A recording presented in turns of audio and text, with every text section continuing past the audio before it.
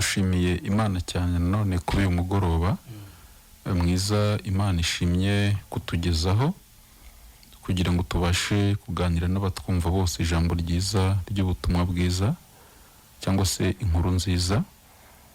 Rero Imana ishimwe kiba yaturinze, ariko namwe mwese mwashyize urushinge kunyakira amajwi zanyu ikaba yabarinze kugira ngo tubashe none kongera kuvugana ijambo ryiza riruhura umutima w'umuntu, ijambo umuntu yumva urubanza ruri mu mutima w'umuntu rukavamo. Rero ni ijambo ry'ubutumwa bwiza muvandimwe, ni inkuru nziza yazanywe na Kristo Yesu. Nibyo, dore ko umuntu avuka nyine ari umunyabyaha, twari tubisobanura kenshi. Intangamugabo nuko iyo umuntu amaze nyine kugera ku isi yisanga ajya akora ibyaha. ibyo Ariko impamvu umuntu abikora nuko aba yaravukanye icyaha cy'inkomoko kimutera kubikora, kuko icyo cyaha kavukire umuntu avukana nicyo gituma umuntu akora n'ibindi byose ajya yibonaho. yego Dore ko umuntu burya ntabwo aba anakunda ibyaha, yego ariko byanze bikunze wirota uruva uriho ubikora. Ariko abantu benshi ntabwo bazi impamvu ari abanyabyaha, nta nubwo bazi impamvu bajya bakora ibyaha. Kandi iyo utamenya ikibazo ufite n'uburyo bwo kugikemura ntabwo umenya. Rero icyaha ni kavukire, icyaha umuntu arakivukana, niyo mpamvu biri cyita icyaha cy'inkomoko. Igicumuro cy'umuntu umwe ari we Adamu cyatumye abantu bose bahinduka abanyabyaha. yego Kutumvira Imana k'umuntu umwe kwatumye abantu bose bahinduka abanyabyaha. Ahandi mu Baroma kavuga ngo bose bakoze ibyaha ntibashyikira ubwiza bw'Imana. amen. Rero abantu babaho igihe kirekire, natwe byatubayeho, twabayeho igihe kinini tuzi ko turi abanyabyaha kubera ko twabikoze. yego Ariko ijambo ry'Imana ritugezeho, Mwuka Wera aje atumenyesha ko kumbe impamvu dukora ibyaha ari uko twavutse turi abanyabyaha. Rero icyo buri muntu wese udukurikiye bakwiye kucyumva neza akakimenya. Ukamenya ko ufite kamere y'icyaha ukomora ku mukurambere Adamu, kandi ukaba udashobora kuzigera wihana ibyo ujya wibonaho ngo bishire mu gihe ugifite kamere y'icyaha. Rero tuje kugira ngo dusobanure inkomoko y'icyaha, ariko nanone tunabwira abantu ubutumwa bwiza, dusobanure ko Imana kubera urukundo rwinshi yahannye icyaha ku musaraba, gusa ikagihanira muri Kristo Yesu, ari nacyo cyitwa impano y'Imana cyangwa se ubuntu bw'Imana. yego Duhora tubivuga kenshi, abantu ntibahite babishyikira, ariko tuzajya dukomeza tubivuge, kuko Kristo yavuze ko tuzajya tuvuga ubutumwa bwiza mu mahanga yose kugira ngo abantu babashe kumva ubutumwa, bagubwe neza, baruhuke, babe mu isi banezerewe, babe mu isi babanye n'Imana amahoro. Ubwo twatsindishijwe n'ubuntu bwo kwizera tubanye n'Imana amahoro. Rero nge turi kubana mu kiganiro, ku mazina turamenyeranye, nitwa Nahimana Patrice. Ariko ntabwo ndi njyenyine, ndi kumwe n'umuvandimwe tugiye gufatikana kubagezaho ikiganiro, nawe yabibwira ubundi tugakomeza. nibyo muvandimwe. Yego rwose. Nanjye nshimiye Imana, se umwami wacu Yesu Kristo, Yego rwose. we utugiriye neza, akaduha ubuntu bwo kuba tugeze hano muri Yego. studio za Radio Country FM.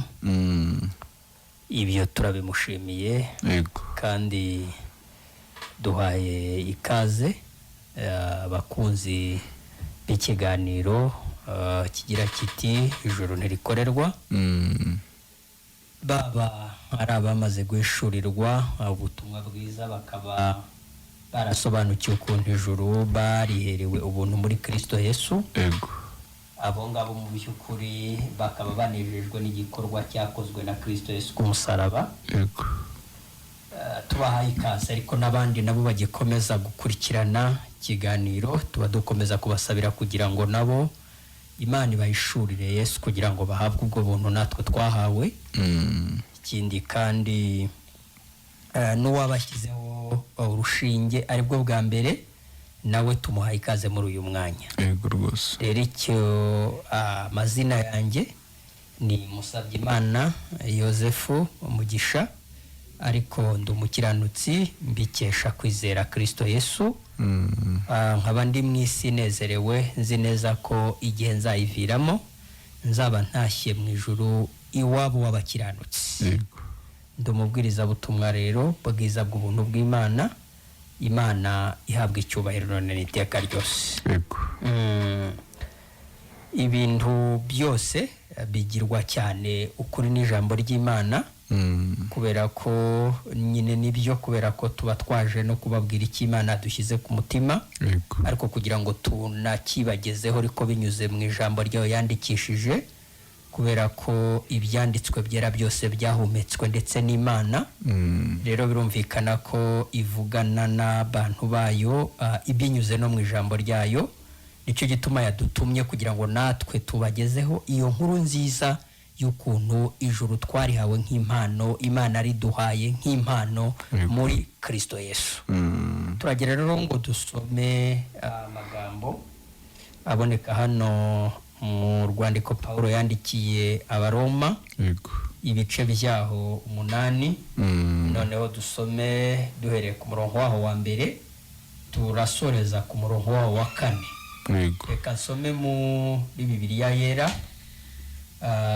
Haravuga ngo, umutwe w'amagambo aravuga ngo imibereho mishya y'abari muri Kristo Yesu. yego Ariko umurongo wa mbere ukavuga ngo nuko rero noneho abari muri Kristo Yesu nta teka bazacirwaho, kuko itegeko ry'umwuka w'ubugingo bwo muri Kristo Yesu ryambatuye ububata bw'itegeko ry'ibyaha n'urupfu, kuko iby'amategeko yananiwe gukora kubw'intege nke za kamere yacu, Imana bisohoje ubwo yatumaga umwana wayo afite ishusho ya kamere y'ibyaha kuba igitambo cy'ibyaha, acira ibyaha bya kamere ho iteka, kugira ngo gukiranuka kw'amategeko gusohozwe muri twe, abadakurikiza ibya kamere y'umubiri ahubwo bakurikiza iby'umwuka. Imana ihabwa icyubahiro. amen. Reka dusome no muri Bibiliya ijambo ry'Imana. Umuvandimwe wari uvuze ko ibintu byose bigirwa ukuri n'ijambo ry'Imana. Nanone ijambo ry'Imana rihishutse mu mutima w'umuntu, rituma umuntu abaho ariko yaramenye ukuri. Yesu yavuze ngo umuntu azamenya ukuri kuzajya kumubatura. Rero reka nsome muri Bibiliya ijambo ry'Imana, umutwe w'amagambo uravuga ngo kubaho tugengwa na mwuka w'Imana. Umurongo wa mbere uvuga ngo ubu rero abari muri Kristo Yesu nta teka bacirwa, ngo kuko gutegekwa na mwuka w'ubugingo buri muri Kristo Yesu kwankuye mu buja bwo gutegekwa n'ibyaha n'urupfu. 3, iby'amategeko atashoboye bitewe n'intege nke za kamere y'umuntu, Imana yarabikoze yohereje umwana wayo bwite afite kamere imeze nk'iy'abantu b'abanyabyaha, kugira ngo abe igitambo cy'ibyaha byabo, niko gutsinda burundu ibyaha biri muri kamere y'umuntu, kugira ngo tugirwe intungane rwose nk'uko amategeko ashaka, twebwe abatayoborwa na kamere yacu, ahubwo tuyoborwa na mwuka w'Imana. Amen. Yego. Nibyo tuba twaje kubwira abantu uburyo ki abari muri Kristo Yesu batazacirwaho iteka. Yego rwose. Abari muri Kristo Yesu batazacirwaho iteka. Mba ntekereza ko abantu benshi baba badukurikiye hano, ibihumbi ndetse n'amagana, iyo ubajije abantu benshi bakubwira ko bemera Imana, cyangwa se bemera Yesu Kristo. Yego. Baba ari abasenga mu buryo bugiye nyine butandukanye, ariko ntekereza ko abenshi, imibare myinshi y'abantu benshi ni abavuga ko bemera Kristo Yesu.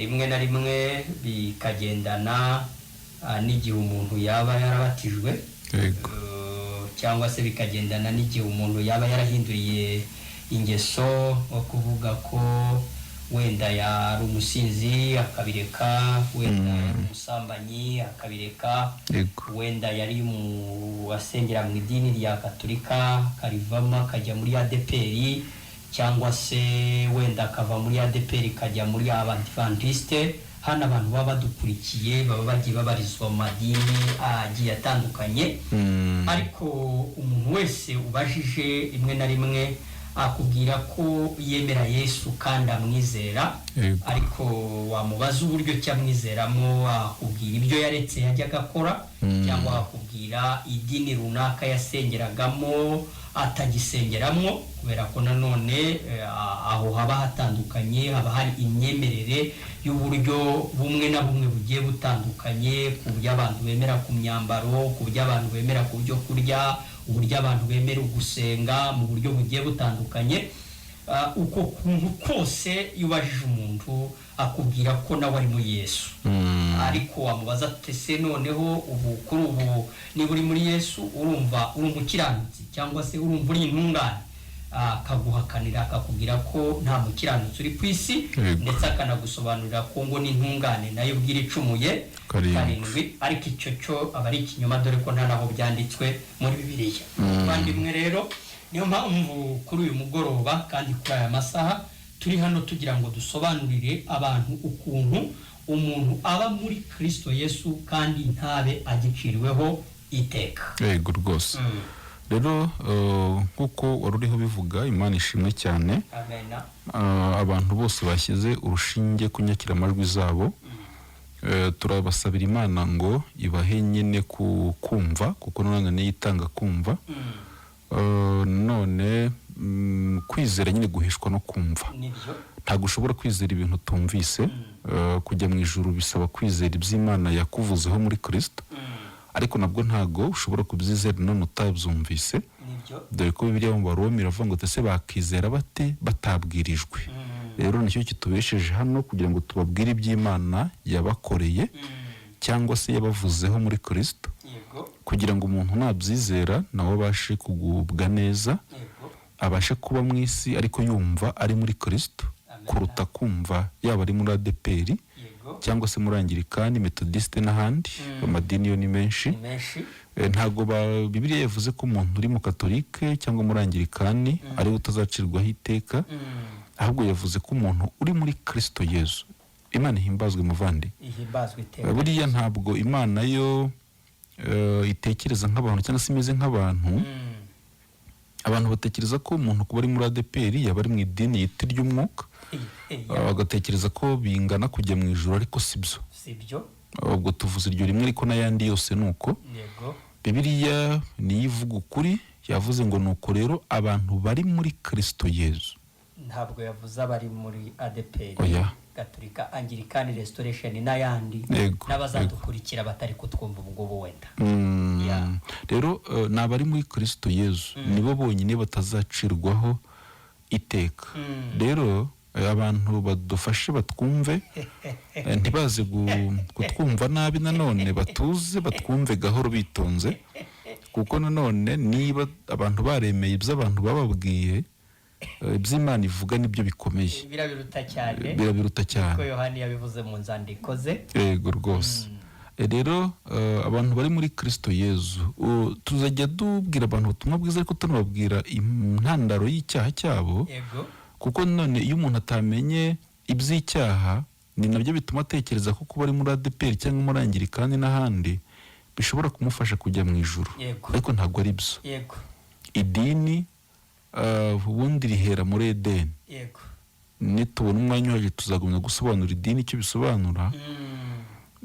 Idini, inyigisho y'idini ni ukubwira abantu kwitwararika, ni ukubwira abantu kugerageza kureka ibyaha, ni ukubwira abantu gusenga, ni ukubwira abantu gukorera ijuru, ni ukubwira abantu gukora neza ngo bazajye mu ijuru, ni ukubwira abantu kwihana ibyaha bakoze.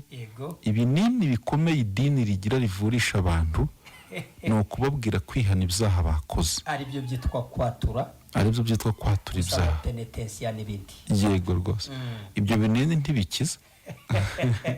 Niba utwumva ukaba ari byo wamenyereye, wihangane tukubwire igikiza. Ikimenyetso ni uko nawe uwo muti waba unyweye igihe, ariko ukaba utarigeze ugera ku ntego yo kugukiza. Yego rwose. Uri umugabo wo guhamya neza ko ibyo turi kuvuga ari ukuri, hashingiye ukuntu nawe wiyumva.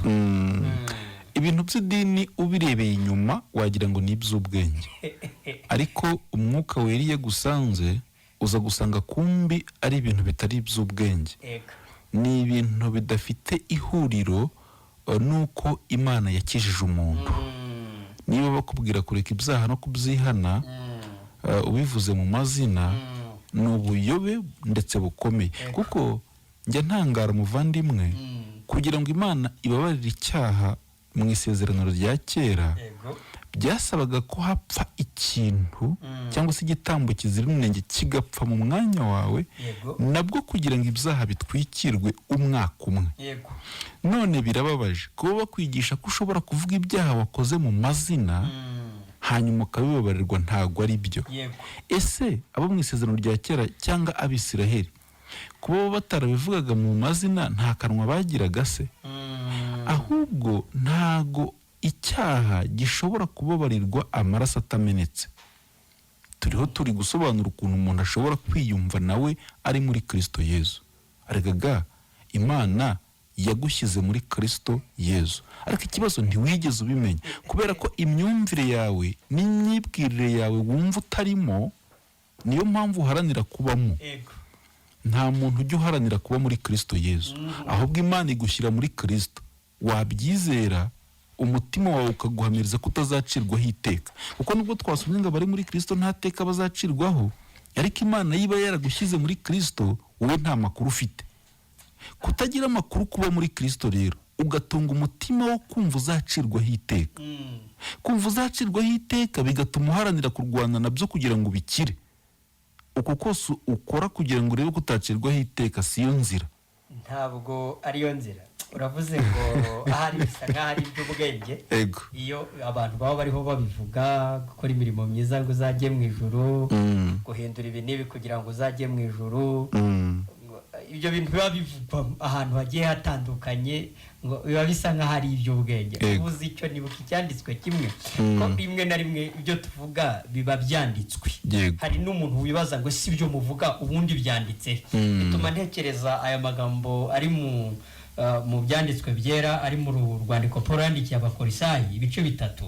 Reka ni ibice bibiri, nko ku murongo waho wa 18. 18. Reka mvuge, aravuga ngo ntihakagire umuntu ubavutsa ingororano zanyu, Ego. azibapfukishije kwihindura nk'uwicishije bugufi no gusenga abamarayika, Ego. akiterera mu byo atazi, Ego. atewe no kwihimbariza ubusa n'ubwenge bwa kamere ye. 19. Ego. ntiyifatanye na wa mutwe ari wo mubiri wose uvanaho gukura kwawo, gutangwa n'Imana. Ego. Ugatungwa n'ibyo ingingo n'imitsi bitanga, ugateranywa neza nabyo. Ndashaka umurongo wa 20 cyane. Nuko rero niba mwifatanya na Kristo, mukaba mwarapfuye ku migenzereze ya kamere y'iby'isi, ni iki kiba umurongo nashakaga cyane buno wa 21 ubundi, ngo ntugafateho aho mukiri, aho muracyari ab'isi. Yego. Kandi ibyo byose biba biheze iyo biriwe, sibyo? Ni koko ibyo bisa nkaho ari iby'ubwenge, kugira ngo abantu bihimbire uburyo bwo gusenga. Yego. Nashaka ukanda kuvuga ngo bisa nkaho ari iby'ubwenge. Nibasoma bahereye haruguru, n'iri jambo gusa nashakagamo, ngo ntukagire gutya ntukagire gutya, ariko abanabivuga nyine bakaba bakurikije kuvuga gusa ngo ibi ntukabikorere kugira ngo uzajye mu ijuru. Ahari abantu baba batwumva si uko tuba twoshya abantu kujya gukora ibibi, ahubwo ni uburyo kibiba bivugwamwo nkaho harimo inzira yahesha umuntu kujya mu ijuru, ndetse abantu bakabatega n'ugutwi nkaho ibyo bintu biri kuvuga, bari kuvuga bakumva bisa nkaho ari iby'ubwenge. Urumva, abantu badukurikiye bajye batwumva ku buryo bwiza. Yego. Ntabwo ubutumwa bwiza tuvuga bwoshya abantu gukora ibibi cyangwa se gukora ibyaha, na cyane ko abantu bose batwumva. Ibyaha bajya bakora ntabwo ari twe tujye tubibabwira. Yego. Batwumve neza. Abantu bose bari kwiza mikoro bari kutwumva. Yego. iyo urakaye sinjye uba wabikubwiye, niyo ugize ikindi cyaha runaka ukora ntabwo twabikubwiye twebwe, ahubwo turavuga ko wavukanye kamere y'icyaha igituma umera gutyo. yego, ntabwo umuntu yigishwa gukora ibyaha, no, ahubwo umuntu avukana icyaha cy'inkomoko kiri otomatike gutuma akora ibyo yajya yibonaho. yego, muvandi icyo kintu abantu bacyumva, kuko iyo utasobanukiwe iby'icyaha n'ibyo gukiranuka ntubimenye. ubwo utasobanukiwe iby'icyaha nta nubwo ushobora gusobanukirwa neza ukuntu umuntu aba muri Kristo Yesu. yego kugira ngo umuntu abe muri Kristo Yesu agomba kubanza gusobanukirwa uwo ari we, yego, akamenya imva n'imvano y'ubunyacyaha bwe. noneho yamenya imva n'imvano y'ubunyacyaha bwe, akamenya ko kuba ari umunyabyaha abikomoye mu ivuko kuri Adamu na Eva, ibyo bihagije kuba aciriweho iteka. icyo rero nicyo abantu batamenye. yego, kuko amadini yose ahava akagera yubakiye ku kutamenya icyo kintu. yego, kuko ubaye umenye ko icyaha ari kavukire, yego, icyaha ni kamere muntu. umuntu wavutse ku bushake bw'umugabo n'umugore avukana icyaha cy'inkomoko cyitwa kamere y'icyaha. yego, nta mubyeyi ubaho ujya wigisha umwana we gukora ibyaha, no, ahubwo umwana kurya arakara, kurya gukorera amakosa, biterwa na kamere y'icyaha akomora ku mukurambere Adamu. yego, Adamu yakoze icyaha cyitwa kutumvira Imana, abamukomokaho bose bahinduka abanyabyaha imbere y'Imana. yego, bishatse kuvuga ngo umutima wa kamere ni umwanzi w'Imana, kuko utuye mu ibyaha, n'ibyo utarakora bikubamo. yego, n'ibyo utarakora biba muri kamere. iyo utari warakara, mu gihe ukishimye utararakara, si uko kurakara biba byakuvuyemo, biba bikubamo, ni impamvu z'igihe. yego, iyo haje ibikurakaza ubona ko uhita urakara nyine. yego, Pawulo abyandika mu gice cya 7 cy'Abaroma, yaravuze ati ese kuki njya nkora ibintu ndashaka? Ese kuki ibyo nanga ari byo njya nkora? Ese kubera iki nshaka gukora ibyiza, ibi bikanyitanga imbere? kubera iki? Pawulo abyandika yaravuze ngo nuko rero ngo menye ko kumba ari impamvu z'icyaha kimbamo. yego, icyo cyaha kimbamo nta kindi, ni kamere muntu. rero iyo umuntu ibyo atabimenye, umuntu atekereza ko aba umunyabyaha kubera ibyo ajya yibonaho yakoze, kandi si byo. reka tuvuge ngo icyo si cyo. nta nubwo umuntu aba umunyabyaha akuze ku myaka 12 nk'uko bamwe babivuga, ahubwo mu magambo yeruye kandi yahuranije bivuze ko umuntu avuka ari umunyabyaha kandi akavukana gukiranirwa, niko Dawidi yavuze muri Zaburi ya 51 umurongo wa 7, aho avuga ngo dore naremanwe gukiranirwa, kandi mu byaha nimo mama yambyariye. yego rwose. noneho rero kubera kutamenya icyo kintu rero, umuntu agatekereza ko bya bintu ajya yibonaho inyuma ari byo bimugira umunyabyaha. ari nayo mpamvu arwana intambara yo kugira ngo ibyo ajya yibonaho inyuma bikosore. kubikosora ntibyemere. abatwumva bose ni abahamya. iyo bari kuvuga ko nta ntungane ku izi mikoro, iyo tuvuze ko Imana igira umuntu intungane ntibabyemera. kubera iki mutabyemera? ni uko wagerageje gushaka kuba intungane ntibyemere nyine. yego, ugerageza gushaka kureka ibyo ujya wibonaho byose ngo ube samfote ube intungane ntibyemere. kubera iki? ubishakira mu nzira itariyo. ubishakira mu nzira yo gushaka kureka ibyo ujya wibonaho byose kugira ngo ube mwiza ntibyemere. Yakobo yabivuga aravuga ngo icumuye itegeko rimwe mu mategeko y'Imana ubu yishe yose. Yakobo ibice 2 umurongo w'10. yego, ariyo mpamvu udashobora gutunga umutima ukuwemo kwimenyaho ikibi, kuko urwana n'ibyo biujya ubona kugira ngo bireke ntibishire. ukajya wumva n'ubundi uracyaciriweho iteka. ukumva n'ubundi uracyaciriweho iteka. rero ni gute umuntu yiyumva muri Kristo agatunga umutima wo kumva atazacirwaho iteka? Imana ni umutunzi w'imbabazi. ni nabwo ubutumwa bwiza duhora tuvuga. Imana ni umukungu ku mbabazi.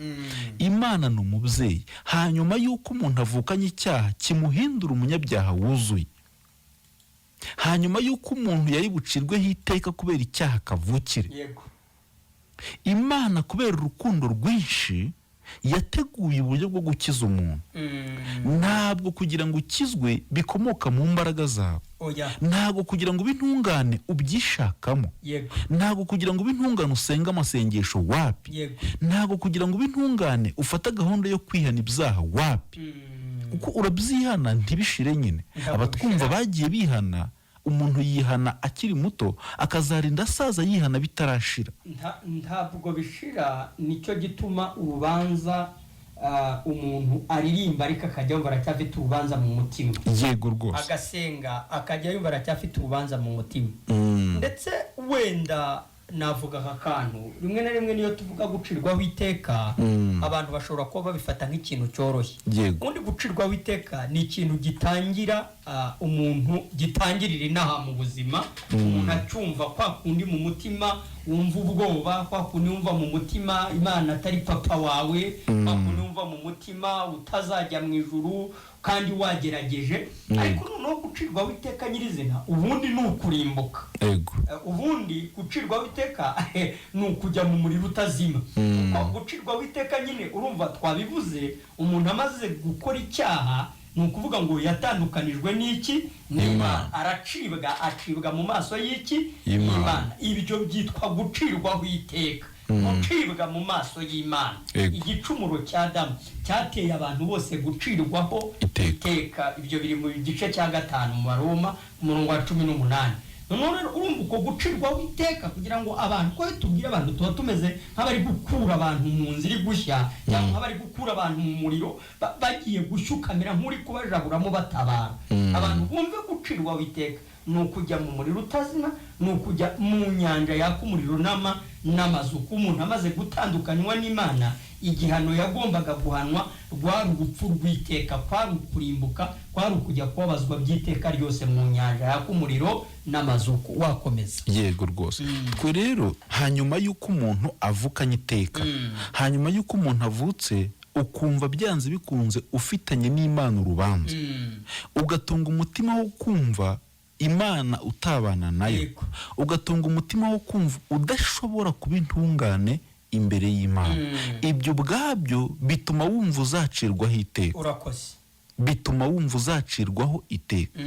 Ikitubesheje kwiza mikoro rero si ukugira ngo tubabwire ko muzacirwaho iteka, oya, ahubwo twaje kubabwira ko kubera urukundo rwinshi Imana igira. Imana ni umutunzi w'imbabazi. Imana ni urukundo. Kubera urukundo rwinshi Imana yakoze operasiyo yo gukiza umuntu kujya mu muriro utazima. Mwe mwese muri ko twumva kuri uyu mugoroba, Imana iragukunda ku rwego rw'uko yagutangiye Kristo Yesu, araza mu isi yambara ubumuntu, yambara umubiri w'umuntu kugira ngo ibyaha byawe bibone aho bifata. Kwari ukugira ngo Imana ibone uko ihana icyaha. Mwe mwese mutwumva, ntabwo Imana yababariye icyaha, ahubwo Imana yahannye icyaha ku musaraba. Ni gute Imana yagombaga se kubabarira icyaha itishe umunyabyaha? Kuko niko twasomye ngo kuko ibyo amategeko yananiwe gukora. Uwo ni umurongo wa 3. Uwo ni umurongo wa 3. Yego usomye. Ariko umpereye ku wa 2 hubwo ngo kuko itegeko ry'umwuka w'ubugingo bwo muri Kristo Yesu, yego rwose, yambatuye ububata bw'itegeko ry'ibyaha n'urupfu. Ubwabyo kuba umuntu yari umunyabyaha egare gupfa. Yego. Ni icyo ngicyo kuko egare kuba umuntu ari umunyabyaha egare urupfu. Yego, kandi abantu babyumva. Urwo rupfu rwari rukomeye ko rwari urupfu rw'iteka. Urakoze. Ariko ubutumwa bwiza buvuga ko hari urukundo Imana yagize, itwoherereza Kristo aratugoboka, aza gupfa urwo rupfu twagombaga gupfa. Urumva nsomera uwo murongo wa 3 aho ngaho. Umurongo wa 3 uri kuvuga ngo kuko ibyo amategeko yananiwe gukora, yego, kubw'intege nke za kamere yacu, yego, Imana yabisohoje ubwo yatumaga umwana wayo. Bitware buhoro muvandi, bitware buhoro uwo murongo uwumfatira aho ngaho. Ngo kuko ibyo amategeko yavugaga bitashobokeye twebwe kubw'intege nke za kamere yacu. ubwo biravuga ko amategeko yo nta n'ikibazo yari afite habe na kimwe, ahubwo yo yahawe umuntu w'umunyantege nke. yego rwose. Amategeko avuga gukiranuka kw'Imana. Ubaye wumviye amategeko y'Imana 100%, waba intungane ukemerwa n'Imana. Ariko ngo iby'amategeko yavugaga ngo dukiranuke, twe ntitwabishoboye kubera intege nke za kamere yacu. Aha, ubwo kubera ko amategeko yahawe abanyabyaha nyine.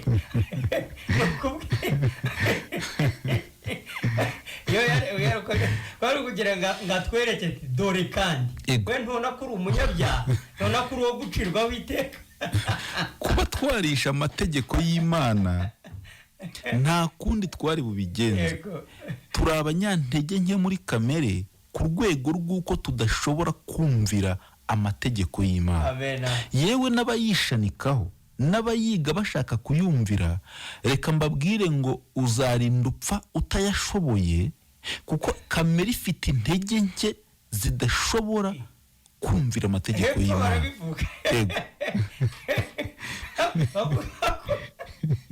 Wowe uteze amatwi niba ujya unatekereza ko uzayashobora. Oya, ijambo ry'Imana rihakana ngo ntibishoboka. Ntibishoboka. Kuko rero impamvu bidashoboka wayumva nuko yahawe umuntu w'umunyantege nke. Yego rwose. Iyo ntafite ubundi kibazo. Ahubwo gusa yaraguhaye kugira ngo wipimeho. Yego. Numara kwipimaho ubone ko ntacyo ushoboye. Yego rwose. Ubona ko ntacyo ushoboye umanike amaboko. Wemere wagushobore. Icyo abantu rero batamenye, no ku mutima w'Imana, Imana itanga amategeko ntiyendaga kugira ngo umuntu ayashobore, ahubwo birivuga ko amategeko yatangiwe kugira ngo umuntu yimenye ko ari umunyabyaha. Ngo kuko imbere y'Imana nta muntu ushobora gutsindishiriza wa n'imirimo itegetswe n'amategeko. Imbere yayo ubundi, imbere yayo yarahakanye. Yavuze ngo nta muntu wagirwa intungane imbere yanjye binyuze mu mategeko. Nayatanze kugira gusa ngo amenyeshe abantu ko ari abanyabyaha. Iyo ni amagambo aboneka n'ubundi mu Baroma 3 uhereye ku murongo wa 19. Yego. Ubu abadukurikiye bose, iyo uvuze ko uri umunyabyaha, tubyumvikane neza, uba wirebeye mu ndorerwamo yitwa amategeko. Nk'uko ufata miruwari ukarebamo ukabona ko wanduye mu maso utari wabibonye mu gihe utaratora miruwari, ni nuko iyo uvuze ngo ndi umunyabyaha, uba utoye miruwari yitwa amategeko ukayireberamo ukabona ujya uyica. Wabona ujya uyica ugahamya ngo ndi umunyabyaha. Icyo ni Imana yashakaga deje. Imana yashakaga ko niwirebera mu mategeko uzabona kuri umunyabyaha, ugaca bugufi imbere y'Imana ugatsindishirizwa. Nongere haka ukabona kuri umunyabyaha ariko ukwiye n'igihano. Yego rwose. Igihano cy'ibyaha ubonye. Icy'ibyaha ubonye. Yego. Kuko mu ijuru ntihazagerayo ibyaha. Nicyo gituma huzuye iki? Amahoro. Inzira yo gukiriramo rero niyo mpamvu ari imwe rukumbi. Inzira ijya mu ijuru ni imwe, inyura kuri Kristo Yezu. Kristo Yezu niwe waje asize ubwiza n'icyubahiro mu ijuru, aramanuka aca mu mwari Mariya, yambara umubiri w'umuntu w'umunyabyaha, ngo kugira ngo abone uko aciraho ibyaha bya kamereho iteka. Soma umurongo urangiza uwa 3 tubyumve mwaho ngaho. Uze ngo kuko iby'amategeko yananiwe gukora ubw'intege nke za kamere yacu, Imana yabisohoje ubwo yatumaga umwana we. Muvandi nubuhagaze, hari ibintu byatunaniye kubw'intege nke za kamere yacu. Imana ngo yabisohoje ubwo yoherezaga cyangwa se ubwo yatumaga umwana wayo. Kumbi ibyatunaniye ni Imana yabisohoje, ibisohoreje mu mwana wayo. Nituvuga umwana wayo nuko we yabonetse mu isi, cyangwa nuko yavutse adafite kamere. Aho tubatinde gato. Aho kuko ijambo ryavuze ngo kubw'intege nke za kamere yacu. Nibyo byatumye twica amategeko y'Imana. None bigaragaye ko ari uw'Imana yohereje. We araza sohoza iby'amategeko yatunaniye. nongo ni uburyo bubiri bubonetse hano. Nuko hari umuntu wavutse avukanye kamere y'icyaha, ari uwo kurimbuka, ari uwo kujya mu muriro utazima. Imana ikadukunda ikatwoherereza Yesu akaza mu isi ariko adafite kamere y'icyaha. Yego rwose. Urakomeza aho ngaho. Yego. Urumva umuntu wabyawe n'ubushake bw'umugabo n'umugore akomoka kuri Adamu. Uwavukana kamere y'icyaha. Uwo ntashobora kumvira amategeko y'Imana. Noneho Imana kubera urukundo rwinshi yohereje Kristo Yezu mu isi, aca mu mwari Mariya, we kubera ko yari inda y'umwuka. Abantu babyumve neza. Kubera ko yari inda y'umwuka atarasamanywe icyaha, we araza yambara umubiri ari Imana rurema, bimubashisha kumvira amategeko y'Imana yose, anonosora iby'amategeko yavugaga. Ubwo bivuze ngo anonosora iby'amategeko yasabaga inyoko muntu byose. Yego rwose. Ariko Imana ihimbaza, amategeko yagusabaga kuba intungane, yagusabaga kuba uwera. Yesu araje anonosora cyangwa ashobora akora neza iby'amategeko yagusabaga, abikora neza 100%. Urakomeza. Yego. None abantu mudukurikiye, Kristo abikora neza 100% ariko atabikeneye. Urakoze. Yabikeneraga ngo bimuherekize. Kuko we deja yari asanzwe ari Imana, kuko yaje avuye mu ijuru kuza mu isi kwambara umubiri akumvira iby'Imana yategetse, ntabwo yari abikeneye. Mwibuke ko bitangiye bivuga ngo Kristo yaje kubera urukundo Imana ikunze nge nawe. Sibyo? Ubwo aje kumvira amategeko y'Imana kubera nde? Kubera njyewe. Ubwo aje kuyumvira kugira ngo kuyica kwanjye we abyishyireho. Noneho namara kubyishyiraho, binkize gucirwaho iteka. Yego rwose. Turacyari kugira ngo twumvishe abantu kuba muri Kristo Yezu kugira ngo ntucirweho iteka. Ni gute? Urumva Kristo amaze kumvira iby'amategeko yavugaga byose, ntabwo ari we wagombaga gupfa nanone. Ntabwo umuntu w'umukiranutsi ubundi apfa. Sinzi niba abantu bajya batekereza ibi bintu neza. Kuki Kristo Yezu wabaye mu isi akaba mwiza ntiyakora icyaha, kuki ubundi ari upfa urupfu rubi rw'igorogota, urupfu rw'agashinyaguro, urwo twari dukwiye rukamuhama, kuki ari we rwahamye, kuki ari urupfu rw'abantu. Bivuze ngo iki? Kumbi yabaye incungu y'umuntu. We yaje yumvira Imana 100%. Arangije ntiyareka kwishyiraho kwica amategeko kwacu. Amaze kubyishyiraho ahinduka umunyabyaha ku bwacu. Ariko nabwo ndibyanarikiraho ahanwa n'igihano cyacu. Imana ihana Kristo Yezu igihano cy'umunyabyaha. Mu yandi magambo, Kristo apfa ni umunyabyaha Imana yari yishe ku musaraba. Reka byumvikane nuko haraho ibyanditswe byera bigaragaza ko ubwe yikoreye ibyaha byacu mu mubiri we. Bivuze ko ubwo Yesu Kristo ngo abibambanwa ku giti, ariko ngo kwari kugira ngo dupfe ku cyaha, hanyuma duhere ko tubeho ku gukiranuka. Bivuze ko Kristo Yesu Imana yaramufashe imushyiraho ibyaha byacu. None imaze kumushyiraho ibyaha byacu nyine, urumva ajya ku musaraba w'ivume. Naho warugeze, ajya ku musaraba w'ivume. Ariko kuko yari yahindutse icyaha yagombaga gupfa nyine. No Imana ikaba yishe wowe nanjye kuko twe twari abanyabyaha. Kugira ngo Imana nimara kwica umunyabyaha, nimara guhana umunyabyaha, ariko Kristo ari we wumvishe ububabare, wumvishije igihano, twe noneho tubarwe nk'abubahirije amategeko imbere y'Imana, ariko tubiheshejwe na Kristo Yesu. Yego rwose. Rero icyo gikorwa Imana yakoze, kuba Imana yarahannye Kristo mu cyimbo cyacu, bivuze ko igihano wari ukwiye cyabaye kuri Kristo. Amen. Mu yandi magambo, urwo twari dukwiye Kristo niwe rwahamye. Amen. Wikongera gutinya igihano cy'Imana.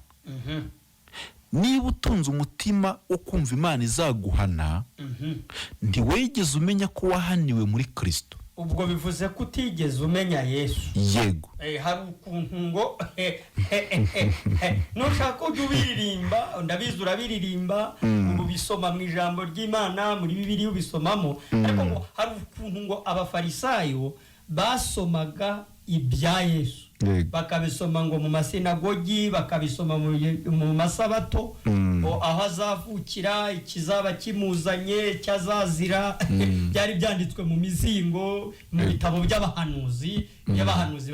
Ariko ngo Kristo Yesu aje, bayoberwa ko ari we basomaga, yego bituma banamwirengagiza.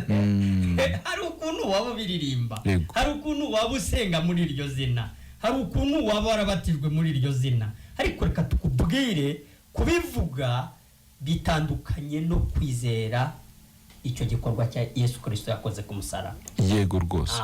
Ubundi kwizera ni ukwemera ko iby'Imana yahamije kuri Kristo byose ari ukuri. Dore iby'Imana yahamije kuri Kristo, yavuze ko yamutanze ku mpamvu zawe, aza mu isi yemera kwambara umubiri kubera wowe.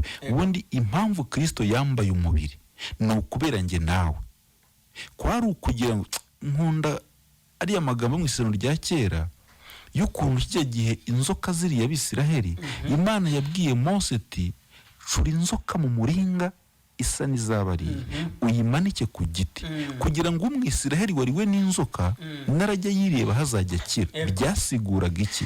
Kuki bacura inzoka isa n'izabariye?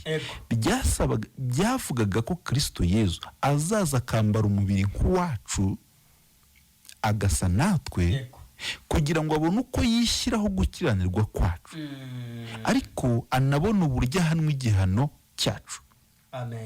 Niba ujya uvuga ko Kristo yagupfiriye, niba ujya uvuga ko Kristo yabaye impongano y'ibyaha byawe, ni gute wumva ufitanye n'Imana urubanza? Ni gute wumva uzarimbuka? Ni gute wumva uri umunyabyaha? Ni gute wumva utari umukiranutsi? Si wumva kutizera? Nsomera umurongo wa 4 aho twasomye kugira ngo tuwumvemo ukuntu urupfu rwa Yesu.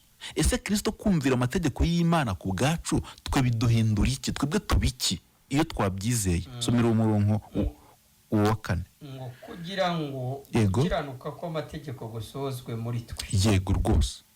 Abadakurikiza ibya kamere y'umubiri, ahubwo bakurikiza iby'umwuka. Hano haravuga muri ijambo ry'Imana ngo kugira ngo tugirwe intungane rwose nk'uko amategeko ashaka. Kugira ngo tugirwe intungane, kuba intungane ntago umuntu abikorera. Kuba intungane turabigirwa. Kuba intungane imbere y'Imana turabigirwa. Ni Imana ibikugira ikabiguha nk'impano. Iyo wemeye ibyo Yesu yakoze ku musaraba, Imana ni indahemuka. Iyo wemeye ibyo Yesu yakoze ku musaraba kari wowe yabikoreye, yego, ubarwaho gukiranuka kwa Yesu. Yego rwose. Nkuko na Kristo Yesu yabazweho ibyaha byacu, nkuko na Kristo Yesu yabazweho ibyaha byawe bikamuhama, niko no gukiranuka kwa Yesu, gukiranuka kw'Imana ari we Kristo Yesu, kubarwa kuri wowe kukaguhama, kukaguhesha kujya mu ijuru. Yego rwose. Kuba intungane mwe mutwumva, impamvu rimwe na rimwe tuvuga ko umuntu aba intungane imbere y'Imana abantu ntibatwumve neza, biterwa nuko bahita batekereza kwigirayo mu mbaraga zabo. Nuko bashaka gukurikiza ibya kamere y'umubiri. Yego rwose. Kuko ibya kamere y'umubiri ntutekereze ko ari ibindi, wowe duteze amatwi. Ubwo buryo wumva uzajyanwa mu ijuru n'amasengesho, mu ijuru no gutanga amaturo, mu ijuru n'ingeso zawe, ibintu byose ushyira hari ukavuga ngo ibi ni iby'Imana izashingiraho impijuru bishingiye mu bikorwa byawe.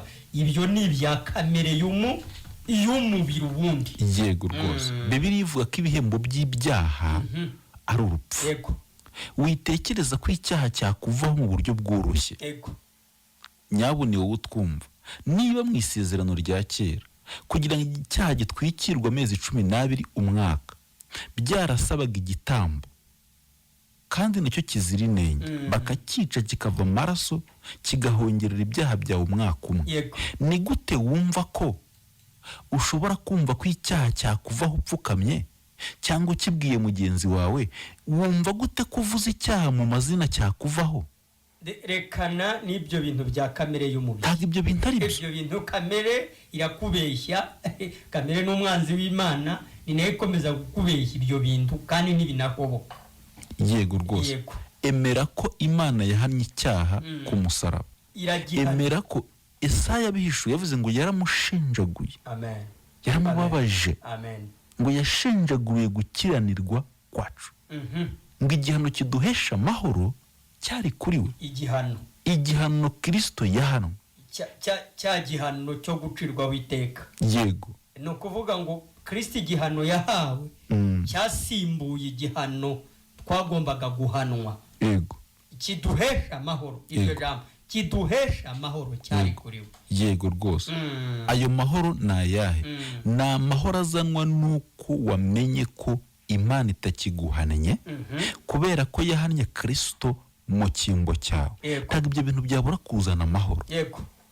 Iyo menya ko Kristo yishyizeho ibyaha byawe akanabihanirwa, igihano wagombaga guhanwa kigahanwa Kristo mu cyimbo cyawe, ubuvumbuye ko ubumenye ko utagihanwe n'Imana, kandi ubunamenye ko ubaye intungane ku bwa Kristo. Amen. Uwiteka umucamanza mujya muyiririmba ngo iyo mbonyeho amaraso, ayo maraso na ya Kristo umuririmbyi bavuga ngo ntabwo ncira urubanza rubi ahubwo anyita iki? Anyita umukiranutsi. Kuki Imana ikwita umukiranutsi wowe ntubyemere?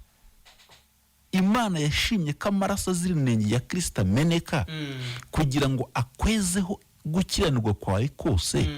Kuki Imana ihamya ko yagukijije ibyaha byawe byose kugira umukiranutsi ntubyemere?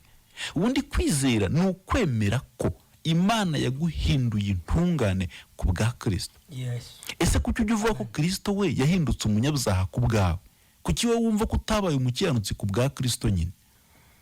Nicyo Bibiliya yita kwizera, ngo umwizera wese ahabwa ubugingo buhoraho. Ubwo byo binasobanuye ko icyo ari cyo tunizeraho Kristo Yesu. Yego rwose. Kugira ngo mu by'ukuri ntitube tugiciriweho iteka cyangwa kugira ngo ntitube tuzarimbuka. Ubwo twanifashishije icyanditswe kiri hano mu butumwa bwiza bwa Yesu Kristo ko bwanditswe na Yohani 3 umurongo waho wa 18. Yego. Avuga ngo umwizera tazacirwaho iteka. Ariko wahera kuri 16 avuga ngo kuko Imana yakunze abari mu isi cyane byatumye itanga umwana wayo w'ikinege kugira ngo umwizera wese atarimbuka ahubwo ahabwe ubugingo uhoraho. Kuko Imana itatumye umwana wayo mwisi gucira abari mwisi ho iteka, ahubwo yabikoreye kugira ngo abari mwisi bose bakizwe nawe. 18 umwizera wese, umwizera ntacirwaho iteka, utamwizera amaze kwicirwaho kuko atizeye izina ry'umwana w'Imana w'ikinege. Ubwo igitumye aya magambo nayo numvishije Imana yatuzanira no kugira ngo abantu bumve icyo bizeraho Kristo Yesu. Kugira ngo ntuzacirwe witeka. Kugira ngo ntuzacirwe witeka no kwizera Yesu ariko ukamwizeraho igikorwa yakoze. Yego rwose. Kwizera ko yakiranutse mu cyimbo cyawe.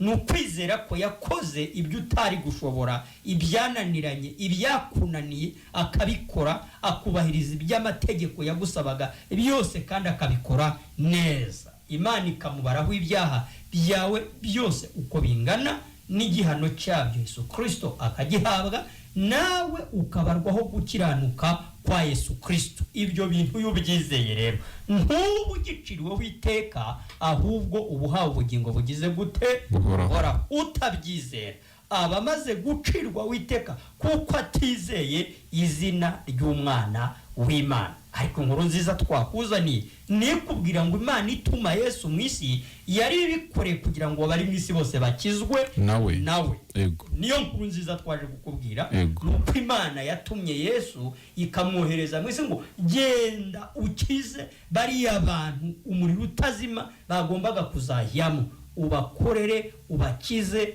umena amaraso, baba barirwa ibyaha binyuze mu gihano uhawe cyari icyabo, none icyo gihano niwo ugihanwe mu cyimbo cyabo. yego rwose. aho ni naho urukundo rw'Imana rushingiye. ntabwo ushobora kuzigira umenya ko Imana ari urukundo utamenya icyo. Imana ni urukundo ku rwego rw'uko yagutangiye Kristo, akaza akishyiraho ibyaha byawe, abadukurikiye baratwumva, ariko yamara kubyishyiraho agahinduka umunyabyaha ku bwawe, ariko ntibirekeraho, akanahanwa igihano wagombaga kuzahana. hano havuze ngo nuko rero abari muri Kristo Yezu, mpagarariyeho, uri muri Kristo Yezu? Ndiho ndabaza, uri muri Kristo Yezu? Ese niba utarimo ko wacirwaho iteka? Ni ikibazo gikomeye. Ese Bibiliya ivuga ngo nuko rero abari muri Kristo Yezu nta teka bazacirwaho. Ese ko mu mutima wawe udashaka gucirwaho iteka? Nanjye ndabaza, uri muri Kristo Yezu? Kariho umuntu aba ari gusa ntaricirweho? Yego, niho honyine. Twagiye dusobanura tugitangira ko atari hahandi na hahandi, twasobanuraga ko atari mu ide, ariko hari n'abashyiraho urushinge bakererewe. Abari muri Kristo Yesu nta teka baza cirwaho. Ntabwo ari abari mu izina ry'idini, ntabwo ari abari mu idini rwose runaka iryo ari ryo ryose, n'izina ryaba ryitwa iryo ari ryo yashingiye ku ryo urimo. N'abari muri Kristo Yesu nibo badacirwaho iteka, nibo batazacirwaho iteka. Yego. Ese niba wemera Kristo, wamenya ko Kristo yakwambaye akajya ku musaraba, Imana ikakwica ikwiciye muri Kristo, ibyaha byawe Kristo akabihamba mu mva, kuko umuririmbyi abivuga. Hanyuma Kristo yazuka akakuzukana uri uwera, akakuzukana nk'iminyago, akakuzamukana mu ijuru, akagushyira iburyo bw'Imana uri muri Kristo Yezu.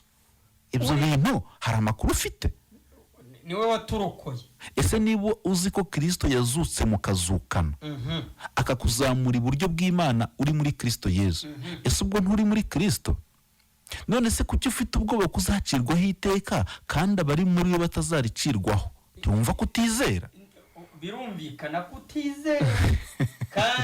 kandi Kristo Yesu ariwe waturokoye hubwo iryo teka. Niwe waje kugira ngo aturokore iryo teka. Rero tubwire abantu baba baduteza amatwi, bave mu rujijo, bave mu kutamenya, bave mu burushyi, baruhuke. Hari uwaturuhuye witwa Kristo Yesu, tuzacirwaho iteka. Ruhuka amahoro mu mutima wawe.